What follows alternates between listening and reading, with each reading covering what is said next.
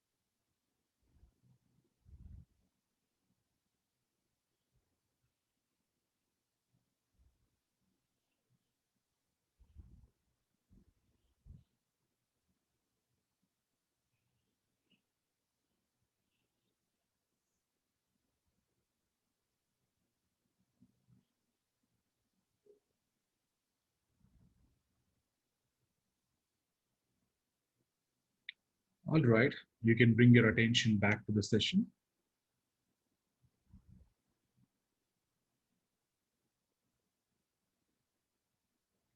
So, yesterday we talked about uh, the being like, when we just doing this, the feedback session, some of you just told me that, so where is the practical use of all these understanding about the inner stillness and where we are heading towards this?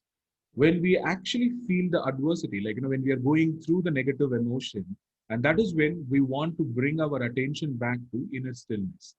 The inner stillness makes more sense when your mind is vibrating in a different level and constantly, like, the noise and the suffering of the inner mind and the being going through. That's where we want some kind of a tool or some way that we can come back to a inner stillness, peace, or a blissful state. So, to understand how to get to that place, that is very important to know that the play of awareness of it, like now how the state of being aware that helps us in the first place. So, to illustrate the point of awareness, we also it is important to understand that naturally we are in two states. The one state being so the naturally we are in generally in a two states. The first state being mindless state, and then the other place is mindful state. So when we are talking about a mindless state, the mindless state is both positive set of mindlessness as well as the negative set of mindlessness.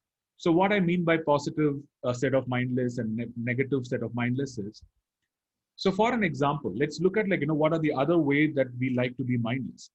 So our inner self, the core to our places, we want to reach a place through mindfulness to a mindlessness, but which is much more of a peaceful state to be in. However, in the other context, sometimes we get carried away with our thoughts and emotions and feeling. We don't even separate ourselves from that.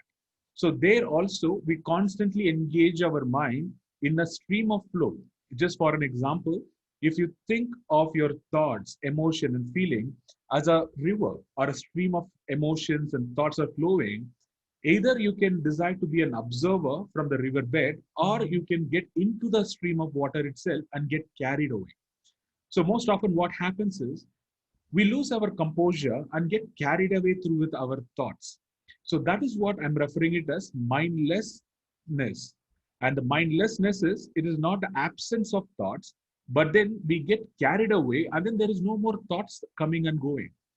And in a positive way to look at that is the mindless state is also inner stillness, like, where there is the noise of our mind, it is quiet, like, there is no more disturbance that we get. And also, most of us, we love to be in the state of mindlessness. When I say mindlessness, it can be a simple thing like, binge watching a TV show. What are we trying to do there? There is when you're completely immerse yourself in watching a TV show, your mind is no more active.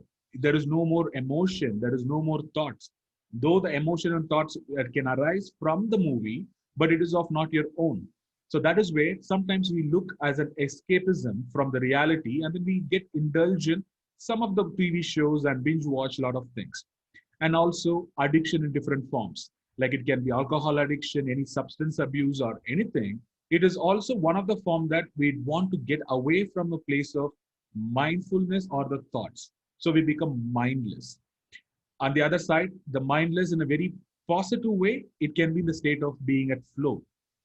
And I hope you understand, know what is flow is, but I quickly touch upon what is flow is. The state of flow is you completely immerse yourself into doing certain things. It can be anything. It can be a day-to-day task as cooking.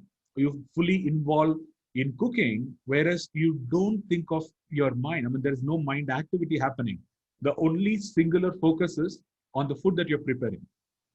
The other side, as an artist, if you're an artist, I'm sure that you will also would have experienced when you're painting or crafting something, you completely immerse yourself and then you go into a state of flow.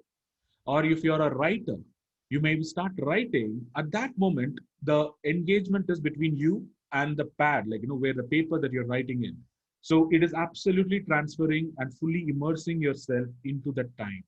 So that is another way to look at what flow is or mindlessness is. So that being said, the place to even reach a positive mindless state is to first to be aware of mindful. So what is mindful status? The state of mindfulness, what we talk about during the meditation or any practice, when people talk about mindfulness, it is nothing but a vigilant observer or being a witness of our own self, not just getting carried away with our emotion, our thoughts and feelings. Instead, stepping away from that, like, one step backward and then be an observer. As I said in the example, if the feelings, thoughts, and emotion are a river or a stream of a river, then we watching it from a river bed as an observer, that makes us mindfulness. When you're completely mindful of what is happening, what emotion that you're experiencing at that moment.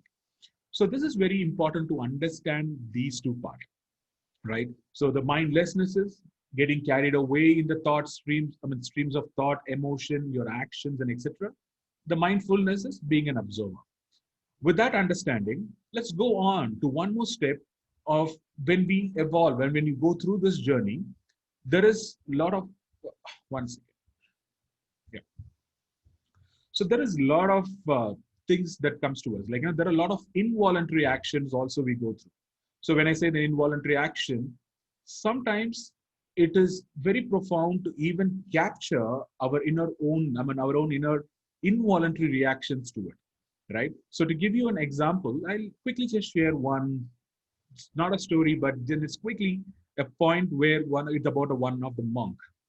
So once there was a monk, and this monk, like, he's an enlightened being, like, for himself, he was like, well respected. He had so many followers and students, and he was well respected in the region. And one day, the king called him to his court, and then there was some kind of a ritual. A person who passed away, and there is some rituals to be done. So the king called him to the court. So the monk went there, and then he waited for the ritual to start. And everyone was waiting for the king to arrive. So the moment the king arrived to that place, his involuntary reaction was his sweat starts, like, his the palm starts sweating, right? This palm, the inner palm started sweating. And that is when he realized that there is some part of me still attached to the feeling of fear, or like, some kind of impartiality towards the king and someone else. So why did my palm sweat when the king arrived? So he started doing that self inquiry for that. So what he told all his students that I am not going to teach you anymore. I think I have to work on myself. And then he went and joined another guru or the teacher. He spent 10 more years and came back as a fully enlightened being. So this example or this story is to illustrate one single point is being aware of our involuntary things that's happening in our body, also a profound awareness which we can keep it as an, like, the witness that. So that being said, we go into understanding that, like yesterday, we are talking about all those times that when we go through ups and downs of life and we need some tool. So to understand that, the first and foremost thing that we have to see is, as a first step, there are say 5 levels to it. The first step I would say is, it is primarily being in the place of I'm a victim. Like that is, you are completely carried away with the thoughts, emotion, and feeling which are negative, and you're suffering, you're in pain, and then you always feel that you're a victim of the specific situation, and then you are the one who's feeling and suffering. So to say that, sometimes we come up with saying, right? I mean, we tell about ourselves is, I'm not worthy. I'm not lovable in the for a thing, or I cannot cope up with the situation, and this is so painful to me. And then we can say that I am not good enough. I'm not good enough for this. So we constantly beat ourselves, and then we feel that people or the other situation created us to feel that specific emotion, whatever we were going through, and we feel we are as a victim, and we go through that emotion of the situation and etc. The second step, the moment that is mindlessly we are suffering, that is true. And the second step, we come out of it, and then we witness this and see it as a complete taking responsibility. So that is where, when you're talking about ownership comes in. So the ownership is not for the situation alone, but it can also be for our own thoughts and emotion. Because most often what we do is, we tell ourselves that I am this particular emotion. I am the emotion or a thought. I am the thought. Instead, we can separate us saying that I am the awareness behind this thought. I am the creator of the emotion. I am the creator of this thoughts as well. So that way, we are taking responsibility for what is going on in our mind, and what is going on in our body, and what is going on with our own inner self. Does it make sense to you? Right? So that is a responsibility. Generally, in the other context, we talk about taking responsibility of the external situation, whereas here we are talking about taking responsibility of our inner being. When I say inner being, our body, our mind, our emotion, and our thoughts, and not relating to them, but by being a witness of them. So that is a very profound classification there, right? It is not, you're not your thoughts or emotion or a feeling, because these things comes and goes, and anything that can come and go, it is not you. And you are the person who is always there, who is always witnessing, who is always aware. From that place, you take complete ownership of your own being. You completely take it as feeling that I am this person.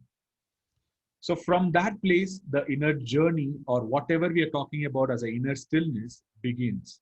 Because being aware is a first step of understanding that, the thoughts are not me, and I am feeling this. And that also very important, that most often what we tell to ourselves, most often we tell to that, it can be a good emotion or the bad negative emotion. We tell ourselves that I am happy, I am sad, or we tell ourselves that I am anxious, I am depressed, and I am in a joyful, I am at peace. We say I am. So we also classified that. I mean, when we talked about identities, we said I am, how we are attaching to it. So here it is a classic example of, even the emotion, we attach to the emotion involuntarily, or with subconscious mind says that I am feeling, I mean, I am, and the state of being. Here, okay, the state of being is I am depressed, I am stressed, I am, etc. We go through our own mental drama of I am. So one step taking back and to become an observer of that is just noticing and witnessing, and then saying to ourselves, I am experiencing happiness. I am experiencing sadness. I am feeling stressed. I am feeling depressed. So that way, the first level of separation comes in. You start separating yourself from the inner being of who you are, from the feeling, emotion, and thoughts in the first level. Because as you said, you're not your emotion, you're not your thoughts, you're not your feelings. So by classifying and saying that I am experiencing any kind of an emotion, that is a beautiful place to start with. And that is a place that is where the inner stillness or any practice that we are trying to do or any tools will also come handy. If you're not in that place, no matter what, you will be in the flow of water, like, as in the stream of thoughts, you will get carried away. Is it clear? I mean, this is exactly a point where it brings in where exactly you can use a tool from then on. But then the first step is to separate yourself. You are not the thoughts, you are not your emotion, you are not the feeling. To separate from that is the first step. I completely believe without that awareness and that step, no matter how many tools that we learn, no matter how many inner stillness or the sessions that we go through, we may glimpse it, but practically to go through every day, we need to separate and we become a witness. We have to become a witness. So, is it? I hope it is pretty clear. But then, if you have any questions, you may ask me right now. So, is there any questions with respect to how we are mindfully detaching or mindlessly we are getting carried away with the thoughts? Karthik, Yes, Sujata. I have a question. So, you say to mindfully detach. Mm-hmm. Um, would I think Siddharth had asked something very similar in the first class itself, Mm-hmm. and it was about when I do that, would I not come across? And it's not about people thinking of me in a certain Mm-hmm. manner, but say if another person is also involved in the situation, Yes. and if I am trying to mindfully detach myself, Mm-hmm. and there are already a lot of emotions happening over there, Mm-hmm. you know, uh, so how do I bring it to the other person as well? Like sometimes people go through that, that tendency or the feeling that they have, like they are the victims.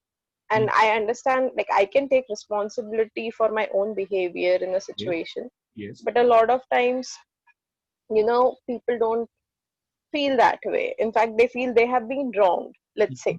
Mm-hmm. So, how can I also, keep it a neutral situation for even them? And is there a way for me to explain it to them that, this is just a process that I, I'm sorry, No, no, no but, problem. just worldly questions, I suppose. No, So, it's a worldly questions are important, Charita, right? So it is not like we are trying to run away from everything and live in a isolated forest or a mountain top, right? We are going through life, and these are all a very practical thing. So please don't feel that. Okay, so you can ask me. So, right. So it's like, what do you do in such a situation? It's fine. I can take responsibility for my own behavior, my own thoughts. I can be mindful. And mhm, then the same situation is also affecting another person. mhm, And because of my uh, detached mindfulness, they would think, what the hell? mhm. Yeah. Okay. And I care for that person, let's say. I care for them, of course, in that situation, because we were in that together, right? So, what would you All right. So here suggest? is my first and foremost thought. Okay. So the first thing is when you said, like, first, oh, I understand that I can take responsibility for my thought. If that is true, like, if you're completely taking that emotion and you are being completely aware of what is happening and, like, whatever the emotion that you're going through, that is the first is your journey, right? So that's what they say, right? Generally in the flight, when you get in, what they say is before, like, even the mask, even there is a child next to you, they say what? Like, first use the mask for yourself, then you can give it to the person or the co-passenger. It can be a child or your baby as well. But then the first is you, right? So somehow the whole thing is the very idea that first the other person also has to come and understand me in certain way, that will also create a different emotion with you, that will also cause suffering to your own journey itself, if it makes sense to you, right? So the first level is, even if you feel that, okay, so Charita, you want to say something? No, no, I agreed with what you said. So I Okay. unmuted to say that, yes. Yeah, you can complete that if you want to. No, that's all. I agreed to your example, and yes, um, it just makes sense. Yeah, okay. It does.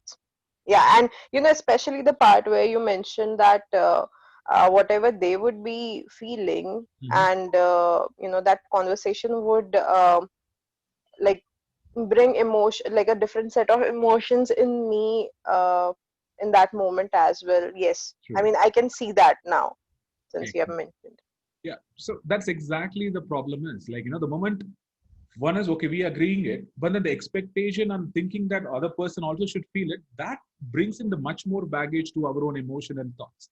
So that way, it is important that, first we isolate with even that thought on emotion itself. So that is the place that I would generally start with. The first step is separate yourself from all the emotions, thoughts, and feelings. So that is where the awareness, as an example, comes into the play of you stepping out and acknowledging. And by the way, when we are talking about all these things, it is not ignoring emotions, feelings, and thoughts, right? So, as I always said, or I always believe that ignoring is the worst thing that you can ever do, right? Ignoring any of your feelings, thoughts, and emotion, if you ignore, and if you're not even expressing to someone, or if you're suppressing it within yourself, that for that moment, that's the worst thing that you can do to your own self. That is primarily because anything that you suppress, it will come out and then play its bigger part in 10x or 100x times, right? So that is where it is very important to acknowledge those emotions, because the every emotion, every feeling, every thought also comes to you for a reason. So that way, you trust that emotion, you trust the feeling, you trust the thought. You don't want to run away. As I said, one of the example before, it is like a crying baby. Like, it is your own baby. It is not someone else's baby. It is not someone else's emotion, right? It is your own emotion. You have to take care of that baby or the inner child. In a different way, people say is that inner child, right? So that is crying. It is crying out. It is coming out louder. The way that you, as a parent, if you try to run away from the crying baby, the baby starts crying more and more and more. And then what happens? It comes wherever you're going, it is going to follow you. The baby will follow you. Whether you're trying to do anything, the baby cries more and more because the baby needs attention. Yes, after some lot of crying, sometimes the baby also go to sleep. It maybe got tired of all those feelings and then the baby will go to sleep. But what happens? That feeling will stay with the baby for a long duration. So again, the same pattern continues. So that is where it is important to acknowledge all the emotions and feelings instead of running away from them, because they are there for a reason. At the same time, not getting attached to them, separate them, see it very objectively is the steps that we're going to go through the next. All right. So that being said, let's quickly, so it's already 8:30, and there are a few more things that I wanted to share. And let me quickly make this as a quick summary instead of going very deep. And there is one tool actually I just thought of which would help us. I think we will do it in a two parts. One, I will give an introduction today and how it works, and then I will go deeper tomorrow if everybody is okay with that. And I see that today most people are not able to attend, being a Sunday or the timing change, etc. But then it's also important, I feel, that if they also join us, we can all do it together. However, I will introduce what I'm going to uh, brief or we are going to practice tomorrow.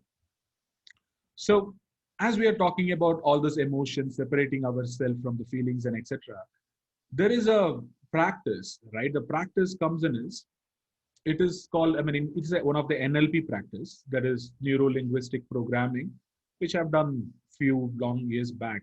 So there is something called a Swiss technique. Swiss technique is, the first level is when you understand and when you become aware of that you're going through some emotion, you know what is that emotion is. It can be being stressful, being depressed, being sad, being tensed, or it can be anything, because we go through hundreds and hundreds of different classifications of negative emotion, 100 classification of positive emotions.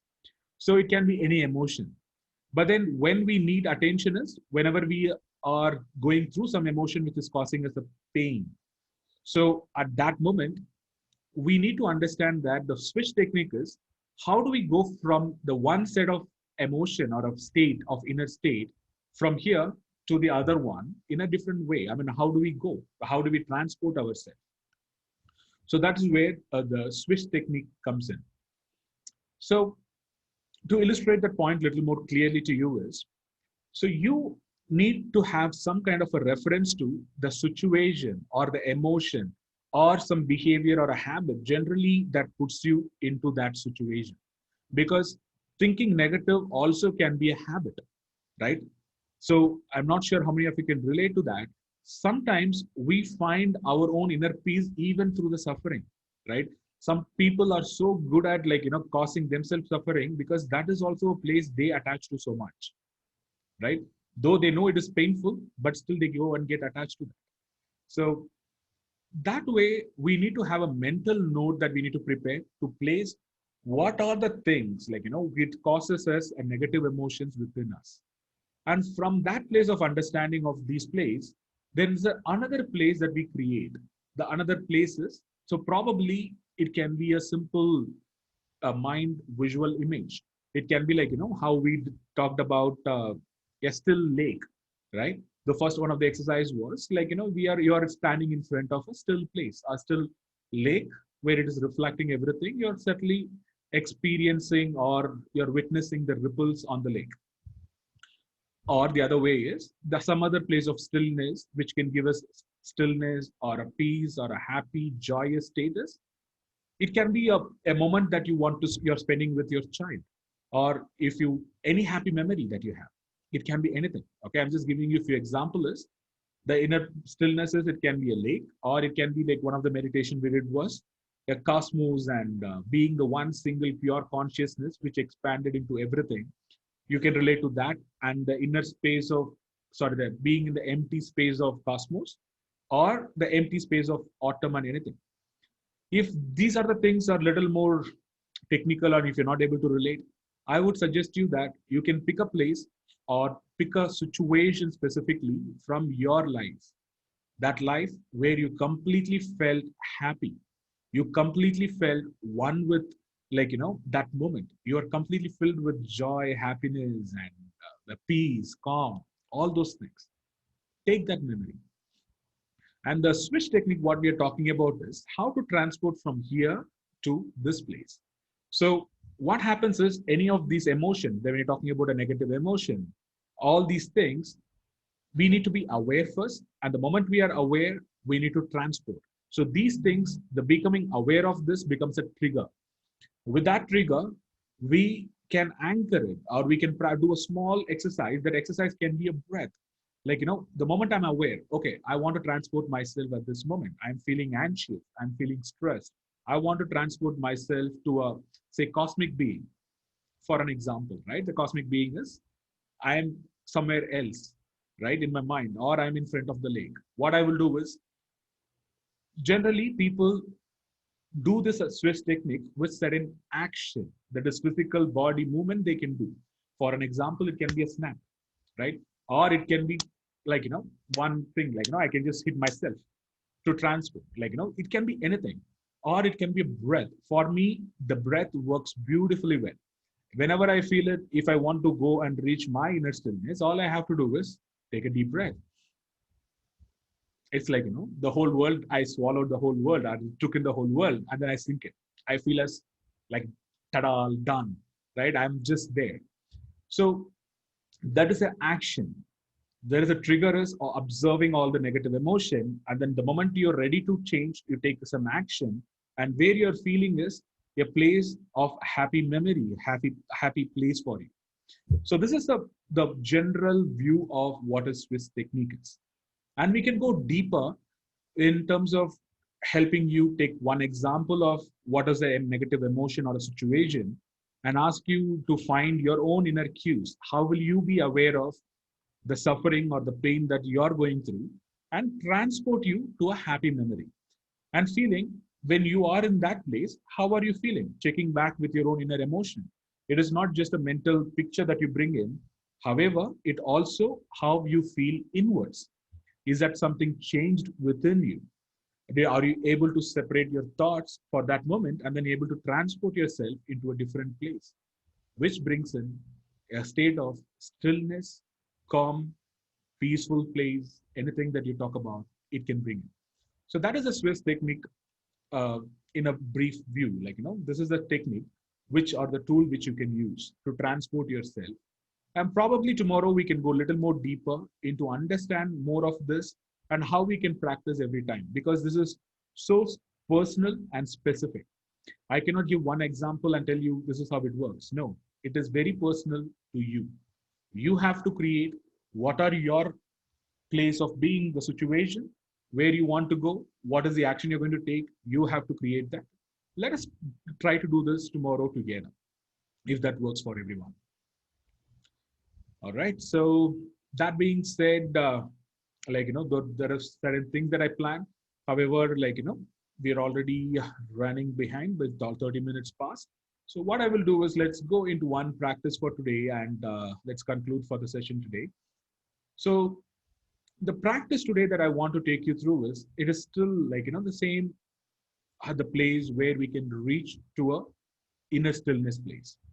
However, I just want to, since most of you are here and then now you know that what is the usual way is, right? So what we talk about is, first generally we're getting ourselves comfortable, then we are talking about scanning our body for any kind of a discomfort, tension, etc., gently, and then we scan for any kind of a sensation.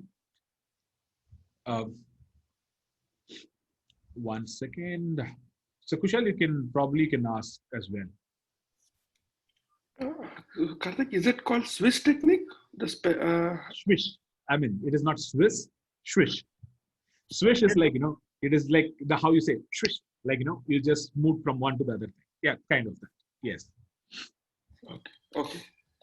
And you can read. I mean, there must be a lot of videos about it. Lot of this is an NLP technique though, right? So generally, people use the NLP perspective. They bring in this technique for any kind of a behavior.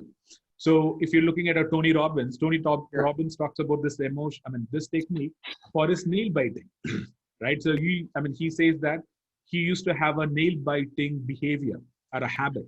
Whenever he's in front of people, he used to bite his nails, right? Okay. So he wants to change it. He used the technique to change it.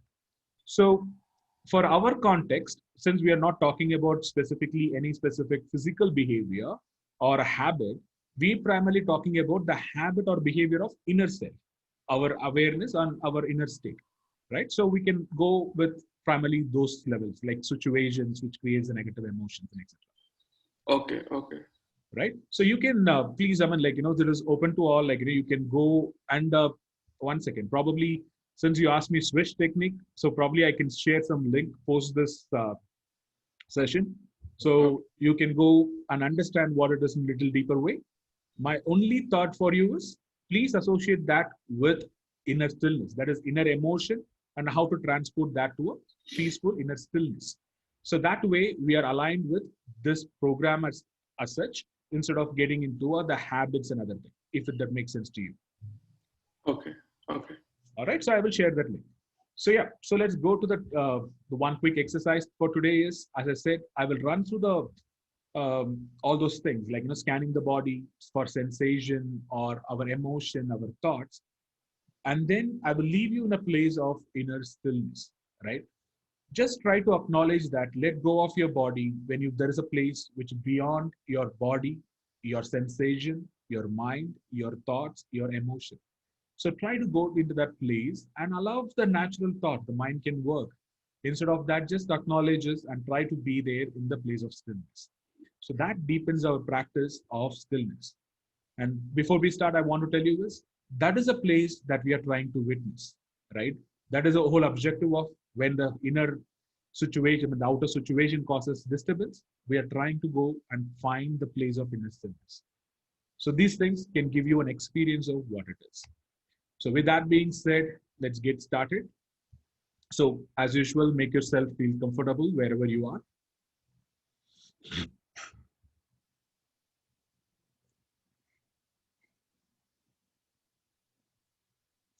So as you're feeling comfortable, are you settled in your comfortable place? Gently focus on your breath. Take few deep breaths. In through your nose, out through your mouth. Few deep breaths.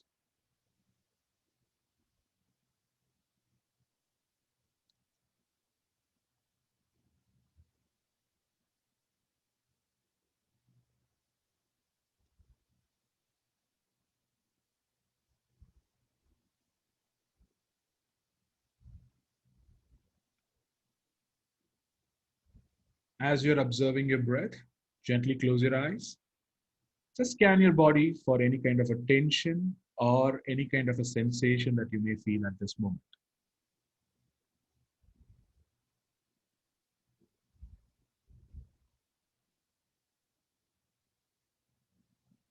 Acknowledge them without any judgment as it is.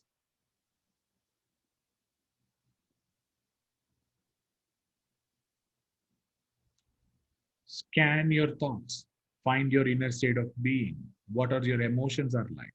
What are you feeling at this moment? Without judgment, accept and acknowledge that emotion and the feeling that you're feeling right now.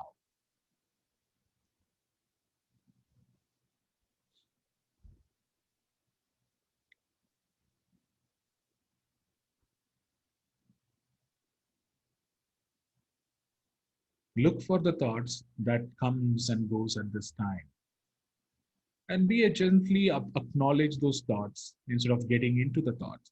It is okay to have thoughts, allow them to be there, and they will settle down in their natural way.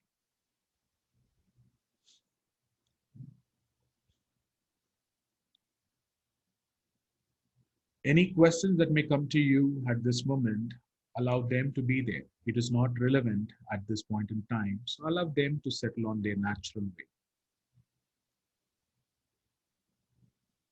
As you're ready, at this moment, when you acknowledged your body, your sensation, your thoughts, your emotions, and feeling, it is time to let go of them and find the inner stillness and the pure consciousness within you.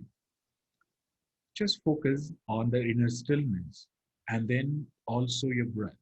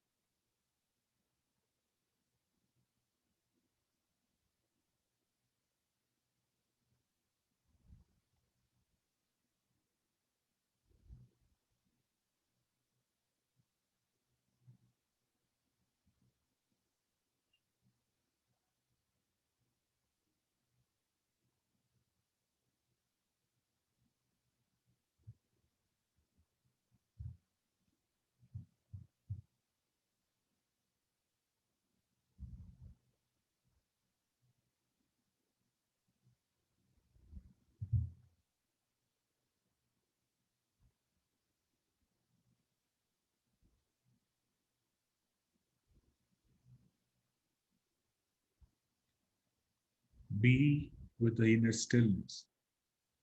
Thoughts are not so important. Even if you think thoughts are important, just allow them to be there. They will settle down. Just be and focus on your inner stillness.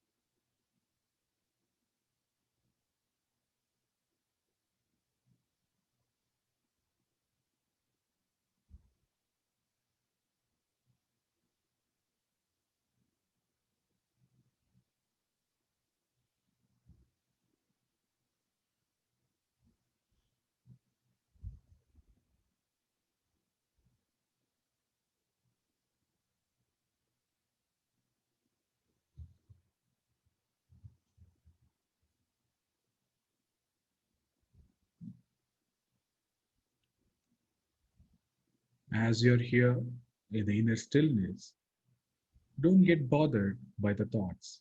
The thought comes, thought goes. They are just ripples with your complete awareness. Allow them and they will settle down.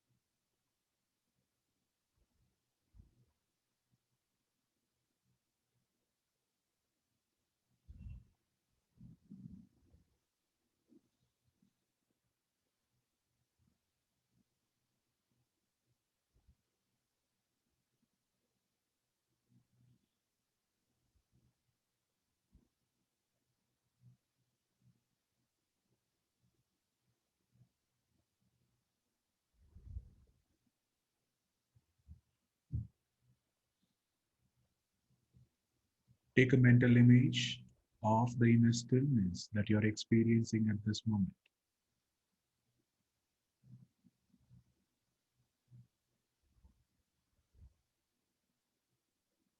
Acknowledge the pure awareness and the consciousness that you, being a witness, you're experiencing.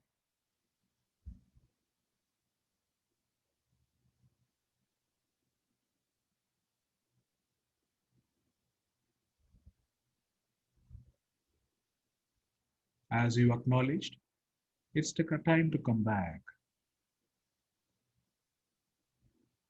Gently bring your attention back to your thoughts.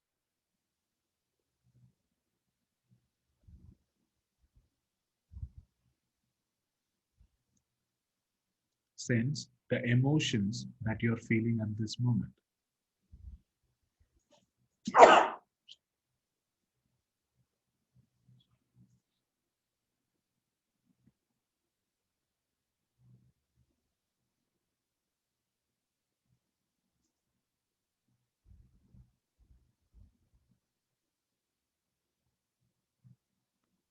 Scan your body for any kind of a sensation or discomfort or tension that you may feel.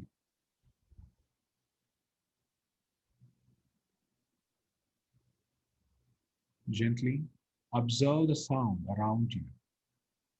Become aware of your surrounding. And even in this surrounding, even if you notice a noise, you still know that within you there is a stillness or there is a silence which exists, even the place, the noisiest place in this world. There is a silence.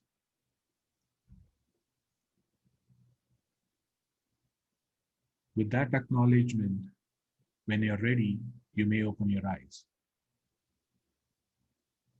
and bring back your attention back to the session.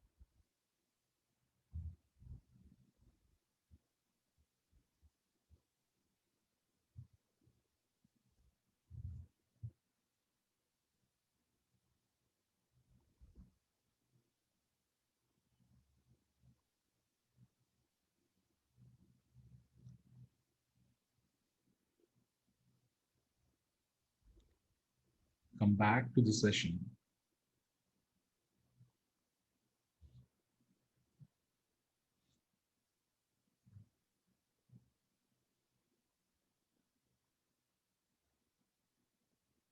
All right, I believe everyone is back. So these kind of a meditation, when we just transport ourselves into our inner stillness, it also brings an awareness that that place always exists. It can be a silence or the complete awareness. It is always in the background. It doesn't matter what situation, what we may feel or a thing, or whatever we go through, that place always exists. So all we're just trying to do is bring our attention back to that place whenever we want to.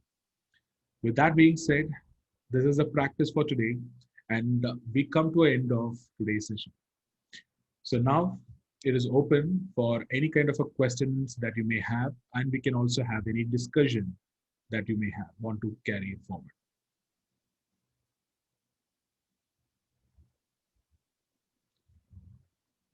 So any questions?